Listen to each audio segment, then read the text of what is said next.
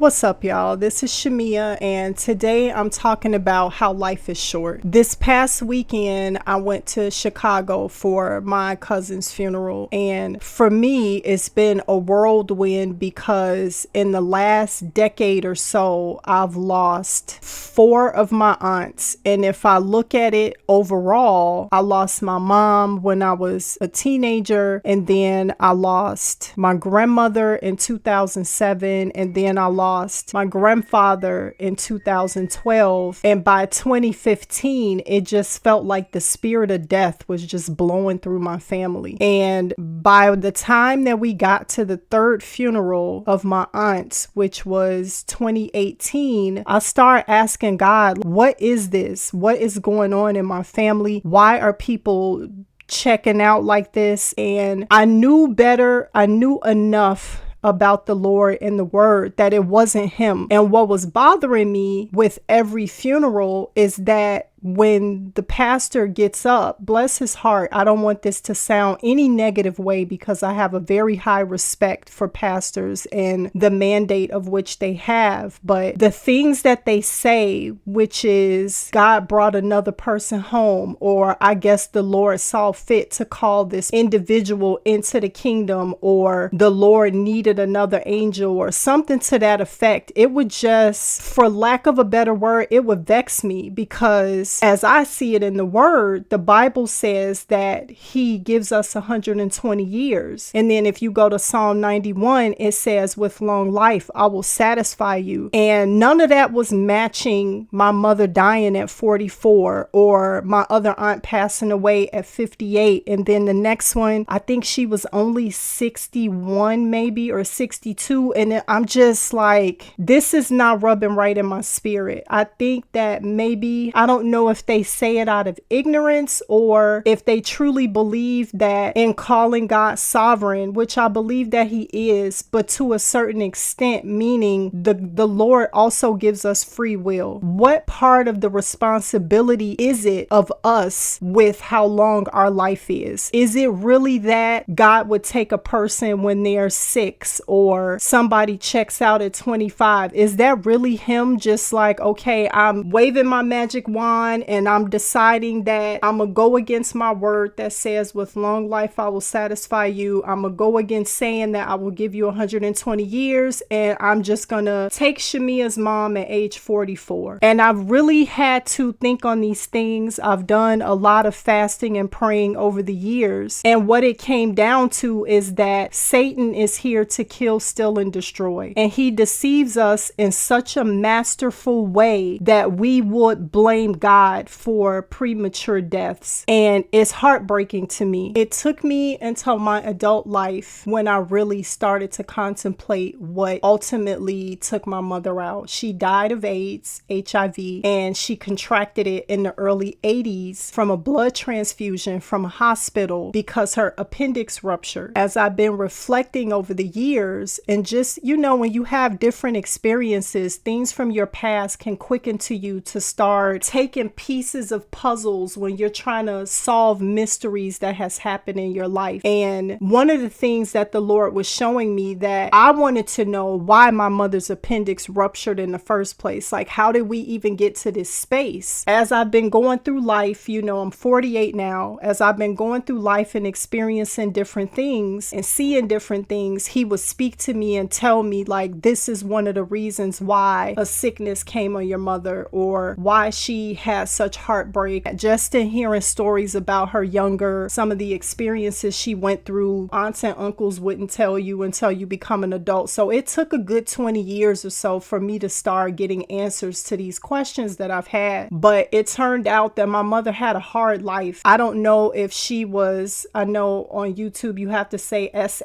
in place of the R word, or things that happen to men and women against their will. I'll just say it like that. I believe believe those things happened to her. She had a lot of heartbreak. And as I've been going through life, the Lord has been showing me the deep hurt that Black people in particular carry from having the oppression, the Jim Crow laws. My mother was born in 1947, so she was alive when Malcolm X, Martin Luther King, Medgar Evers, all of these people got shot, assassinated. They were there. They were on the front line. They were there when Rosa Parks protested and the boycotts, and it was a lot. The water holes, the dogs being put on them, the segregation, those were things that was oppressive things that I think were passed down to us generationally, in addition to the experiences that we've had, plus all the heartbreaks, the abuse, and not really knowing what to do with that. She also lost a baby to stomach condition. She experienced nausea really bad when she was pregnant, and the doctors prescribed a trial medication on her to stop the nausea. That turned into something that caused stomach issues for my older brother, and so she ended up losing a baby. I don't know if he was a few months old, but I know that was catastrophic to her, and that turned into something that I don't think she quite got over. Then there was also the fighting that went on in the house between my parents and my sister having to call the police. All of these different things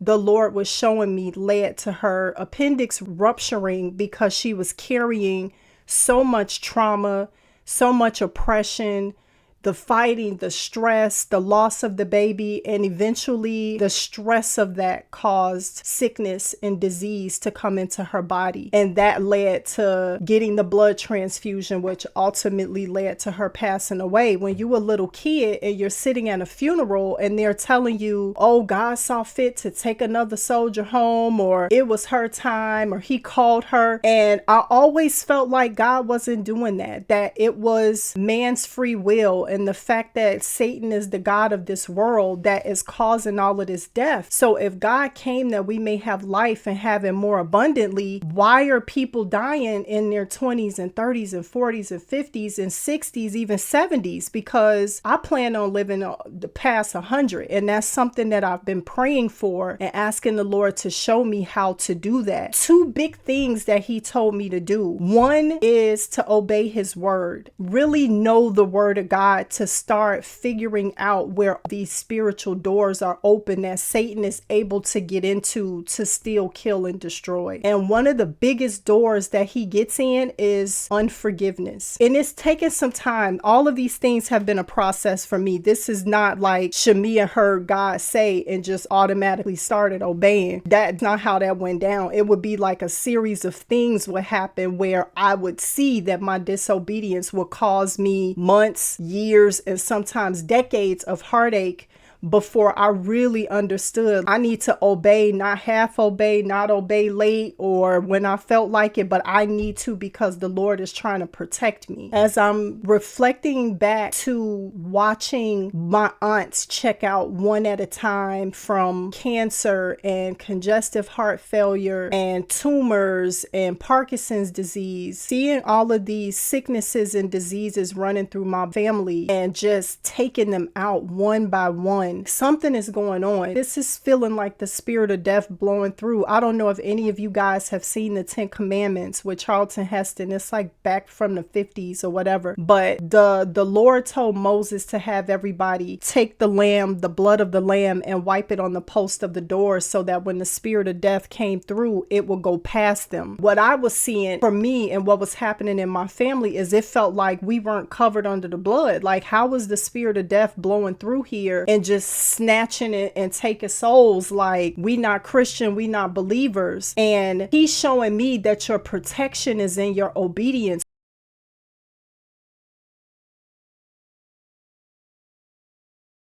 Is why now my mantra has been obedience over culture, because it's that obedience to him that keeps us, because problems are gonna come and some of them are gonna hit because there's lessons that you need to learn, but a lot of these problems that we're having are avoidable. There are things that the Holy Spirit is telling us to do that we're avoiding, and there's also these systematic things set up that is designed to take us out. So when I was in Chicago and I'm driving down the south side, side, I'm starting to notice like there's a good 5 to 6 fast food restaurants on each block. So I'm talking by the time I got off on 95th Street in Halsted to driving to 114th, and I probably saw a minimum of 40 fast food joints. I'm talking White Castles is here, Popeyes is across the street, Little Caesars is up there, J&J Fish is right here. And I'm looking around me and I'm looking at my people and they look distressed. Like everybody looked oppressed. People's skin looked dull. It was like seeing zombies walking around. And I'm not saying that as a joke or like to make fun of it or make fun of them or act like I'm better, because I came from that. I was in that and God called me out. So yes, I'm in Maine right now. I'm in isolation. I have these moments where I'm fighting against complaining about being here, but to go back to Chicago and see the condition of the South Side and have to say goodbye to my oldest cousin who was only 55, it is very sobering and humbling that I'm on the path that I'm on. And that path is obedience to God, forgiving people. As soon as the offense come, I'm at a stage in my life right now where forgiveness is a non-negotiable. Somebody say something left to me and I'm like, I forgive this person immediately, because of how many times I've had to sit on that front row of a funeral and look at the body of a family member of mine who I've spent Christmases and Thanksgiving and Mother's Day and birthdays with for 30, 40 years of my life just get sucked out of here. And he's also showing me how the food is also taking us out, that our neighborhoods are designed to kill us.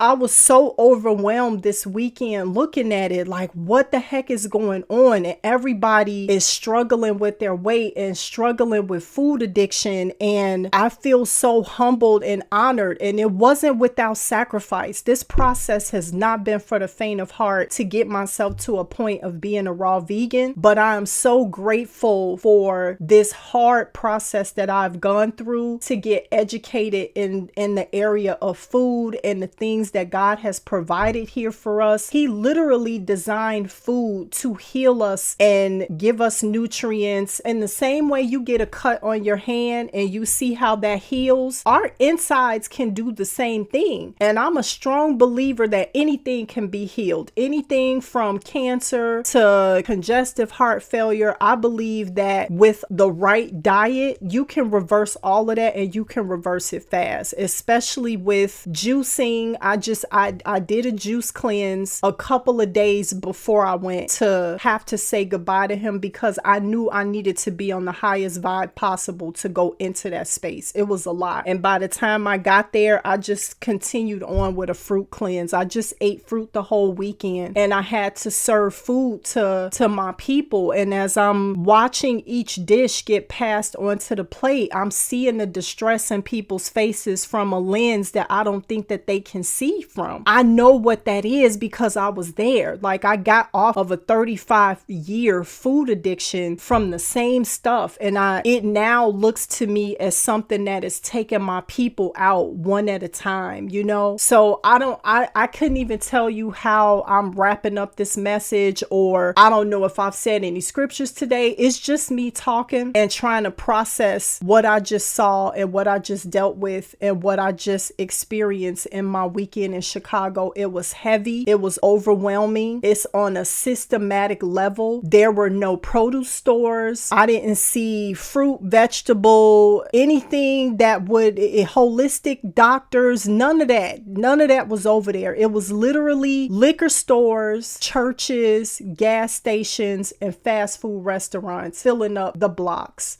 And I'm watching people walking slow and just looking tired, and people that are 10 years younger than me looking older than me. It's heartbreaking, and I need to pray about it. I'm not really sure at this point what exactly to do. I just know that I'm just coming on YouTube and I'm just talking. I'm just telling you what's going on in my world and the process that I'm going through to become and to heal. My goal is to walk into God's purpose purpose, whatever that may look like. If he's telling me to talk, I'm just talking and I'm telling y'all what's going on in my world, what I'm seeing, why I'm doing the things that I do. I would love for you guys to comment below and tell me some things that is going on in your life or in your family, or what things do you observe that seems too big to be able to do anything about, because it's such a big operating system and it's ingrained in our generation, in our culture, in our DNA. And I can see with some of my family members, if somebody wasn't eating, they were alarmed, like, why are you not eating? Girl, come over here and get a plate. And I'm just like, and I know it's out of love. That's the thing. We do it out of love. We are saying, baby, come on over here and eat, because that's been our love language. But I'm also sitting in front of coffin after coffin after coffin because of this food industry, this food system, the medication that everybody is on, the unforgiveness that I see in people's hearts, the trauma that everybody has been through, the emotional weight that people are carrying, unresolved issues, all of it. The Lord has been showing me, I need you to submit to me, because when you submit to me, Satan will flee. And submitting to him means knowing his word and obeying his word. If he's telling you in any capacity to clean up your diet, I'm telling you, do it. You're not immune to the effects of what this food industry, this processed food, these fast food joints that are strategically placed in our neighborhoods, how they're taking out my people. I'm looking in people's eyes and their eyes look yellow and bloodshot, and you know, people's skin is like dry and dehydrated, and it is heartbreaking to me. All I can do is pray and get on this microphone and say whatever comes pouring out of my heart to say. But if God is beckoning you to lose weight, drink more water, start juicing, eat more fruits and vegetables, please go eat the fruits and vegetables. Start adding in good things. We had a guest speaker come into our club Raw a couple of weeks ago. It was Johnny Juicer, and he was saying that he got inspired by Fat, Sick, and Nearly Dead, where the guy went on this juicing thing, and he said he tried to do it too, but he couldn't make it past day 2 because the addiction to the processed food and the fast food, it had too much of a hold on him to just be able to go cold turkey like that. Some people can go cold turkey, but everybody can't go cold turkey. I was one of them people that couldn't just shut it off. It had too much of a hold on me. I grew up in a soul food family, grandma from Baton Rouge, Louisiana. When I tell you that woman can cook, but that stuff was so hard to purge out. Like, it had a hold of me for over 30 years trying to break free from that. And the only thing that really started to break me free was seeing everybody dying around me and starting to feel those ailments that I know that they were experiencing. I was starting to experience them, and it was freaking me out, because I felt like, if my mother can go at 44, what makes me think that I'm immortal all of a sudden, and I'm eating the same way and I'm mad about the same stuff, that it can take me out of here at 50?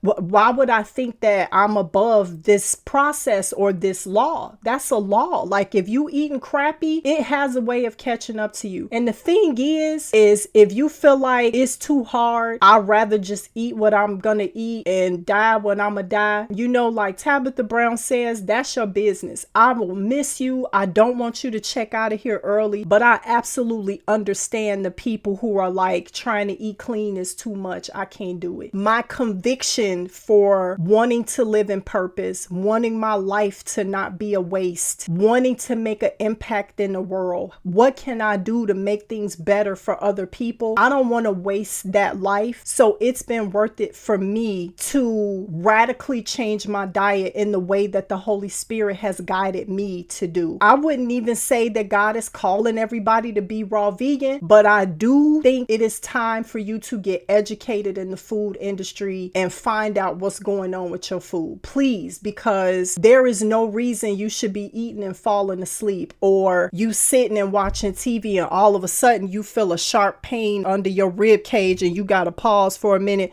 All of that is your body signaling to you that it's under distress and it's time to get educated if you don't want to check out of here the way that I've seen my family members having strokes. And it's heavy when you see it. And it's making me become less afraid to get in front of the camera and beckon to you. I got to go back to why I brought up Johnny. He said what he ended up having to do is drink one juice every morning. He didn't change anything else about his diet except he started adding in living foods to what he was already doing. And over time of just adding the right things in, start eating fruit in the morning. It don't have to be perfect, but just start planting the seeds of eating plants as a starting point. Just start adding in a salad. If you don't have a juicer, go get a juicer. Start looking up that information. That first documentary that he talked about was Fat, Sick, and Nearly Dead. I saw Food Inc. change my world when I saw that. And then I watched Forks Over Knives. So those are the 3 documentaries that I am recommending for you to watch to start getting educated on what's going on with the food, because I think for what's happening in my family, people are trying to figure it out from just a spiritual standpoint. What's going on? There must be a curse on the family, this, and that. And it's like, you know what? The earth is cursed. When man fell and Jesus had to take the curse of sin into his body for us, that don't mean that we not still all born sinners before we get born again. There's some wickedness going on this earth. It's clear to see. So we have to be educated. We need to know what's going on with our food. That is what is causing people to be checking out of here too soon. It's the processed food. It's the emotional pain. It's the wounds that people are carrying that hasn't been dealt with. It's the unforgiveness that's sitting in people's hearts. It's the worrying. You know, God told us to be anxious for nothing, but with prayer and supplication through thanksgiving, let your requests be made known to him, and then his peace will overtake you.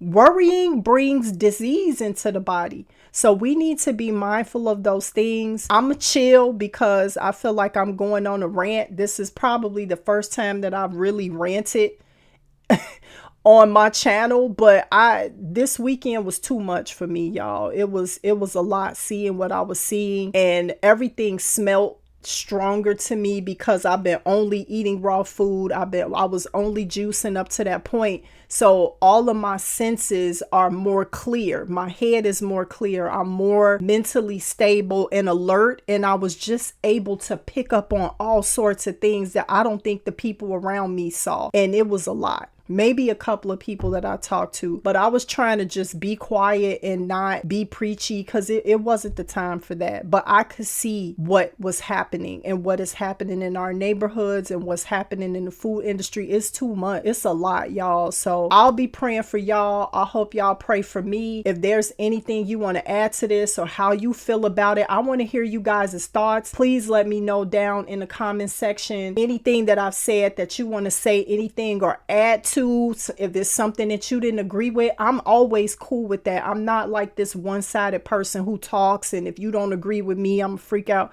That's not my thing. I think we're here to learn from each other. So whatever it is you want to talk about or teach me or whatever, let me know. Holla back.